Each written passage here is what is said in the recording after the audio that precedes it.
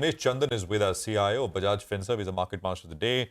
Nimesh, great to have you with us here. Thanks for your time. Pleasure to be here. How much of the correction is done, Nimesh? I think for large caps, we are almost through. So it looks like we are back to about 20 times forward on a 1.5 year basis. The street has reacted very negatively on some of the small misses on results. And for a long-term investor, I believe volatility is a friend. And when market is overreacting to certain short-term negatives, it's a fantastic time to go contrarian and pick up some of these segments. And yes, there have been talks about money shifting from India to China and some of the other emerging markets, and because of which there has been a one-way pressure or selling from foreign investors. I think that's a good time to actually now go fishing, because that whatever little bit of froth was there has moved out. Yeah. And this is a very good time for long-term investors to pick up. You said for large caps, which means for the view is different from mid caps and small caps? So mid caps and small caps, because the category is so wide, it is very difficult to generalize, and especially for small caps. But something that has been in favor for a long time, one would expect that people are over-invested on those areas, and even a small correction may not completely move out the valuation, high valuations that were there. Definitely there will be pockets, so it's difficult to generalize, but there are definitely pockets in small cap, mid caps also. For example, consumer stocks within these categories have not done much for last 6 months, 12 months. So those are the areas definitely to watch out for.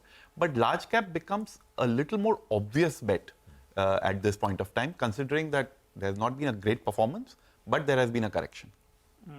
Hi Nimesh, welcome to the studio. And it's interesting that you point out this sector is consumption, because of late, maybe the last couple of weeks, street are a little bit nervous. Is that consumption trend slowing down? But as you're saying, there are pockets of strength there. So what do you like? How do you approach the space? So let's see how this result season has gone.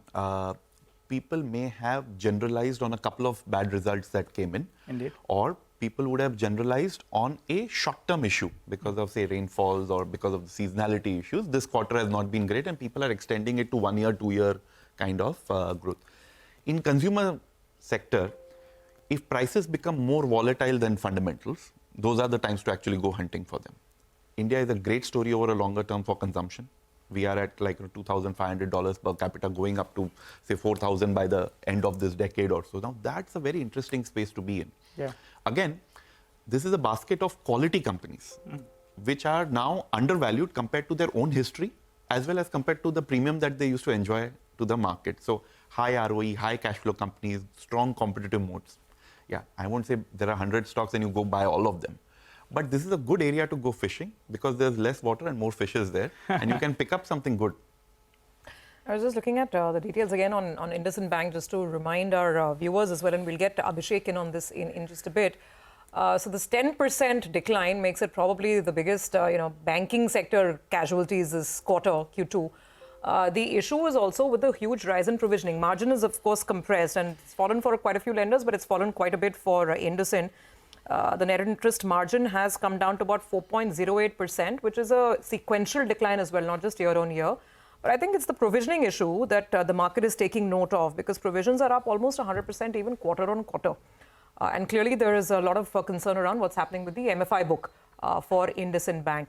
Chandan, come in on this, because bank earnings have also been fairly patchy. Aside of HDFC Bank, which I guess HDFC Bank investors are now, standing tall, laughing, taking a back seat, saying, we stay with quality and we're not interested in all this volatile up and down. But aside of that, it's been a little all over the place. And these asset quality concerns seem fairly real, would you say? How are you approaching it? So, as of now, the situation is actually quite good. So, we've not seen, whether in banking or financial services, any major NPA issues. In fact, the balance sheets are quite good. There are certain pockets, say MFIs, where there have been some news of collections slowing down or some problems in that area that has been there for the quarter or two. So those are showing up in terms of numbers. Right. Private banks especially are sitting with very good balance sheets. Some of them had issue about having, say, higher loan to deposit ratio, and those are getting corrected. But in terms of the overall NPA cycle, I think we are still holding quite well. Okay, all right. Nimesh, also wanted your view on the EMS space. Everyone knows there's a big opportunity out there. How much of it is in the price? These stocks have seen big rallies and they're not particularly cheap. Just going by the example that we have today, Dixon Technology started off up close to around 5-6%, and the numbers were very, very good. But the stock is now down 4%. So it's nearly a 8% correction from the top, because it appears a lot of the good news is baked in. But from a longer term perspective, from a 5-year perspective, they're still very good plays, right? Absolutely. So growth-wise, these sectors have, say, mega trends backing them. Yeah. And we will see them having huge opportunity for growth. Now, typically what happens when a theme is narrow, there are very few stocks to play. When times are good, those go into overvaluation zone very easily and may stay up there. Like what happened last year in defense. Like, very few stocks to play for a pure defense play, and they moved up there. Unfortunately, even if there is a quarterly disappointment, most of the investors then actually thrash that stock. So some of them, like the one that you mentioned, Dixon, has done extremely well. But some of them who had bad quarterly results were also equally, trashed down. Indeed. So narrow themes, you have to live with a excessive reaction on results or in short-term numbers.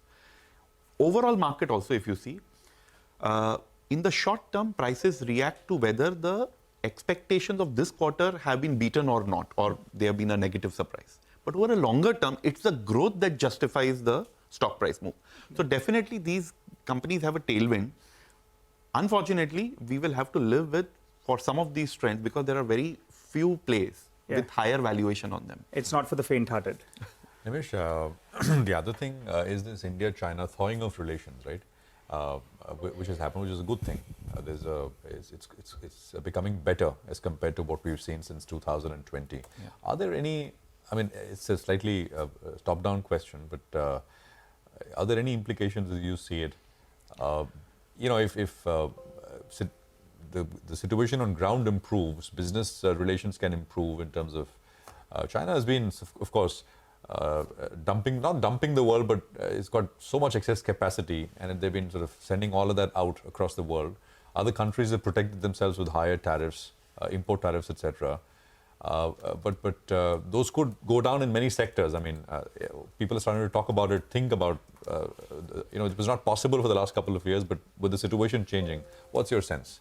What are the implications? So a lot of indirect benefits, but may not be very direct benefits when it comes to the relationship between the two countries. What investors definitely hate is volatility or uncertainty. Obviously, this news brings in some kind of certainty, and the supply chains between India and China, then those companies have a higher visibility and a better outlook. So that is taken into valuation, may not directly change the number on the earnings for a particular quarter or a year. So this gives a overall comfort, I would say, because it takes away one uncertainty. May not add directly to numbers, but may add to visibility. But what about the flip side? There are industries, which we very well know, which are protected against, especially on the renewable side, etc. Right? Because of high import tariffs, and companies, of course, openly acknowledge it. Is it a risk as well? What's your sense? So having no tension or a peaceful relationship doesn't mean that you don't put your tariffs that you want to or protect your domestic industry. I think every country does that. And so I don't think that it changes policy to a huge extent. I would say, let's open everything up. But definitely a peaceful border or a relationship does give a comfort to the investor in terms of certainty, or reduces your geopolitical and political risk out. Okay. All right, Nimesh, good conversation as always today. Thank you so much for dropping by, and we look forward to another call very soon. That's a view on the market.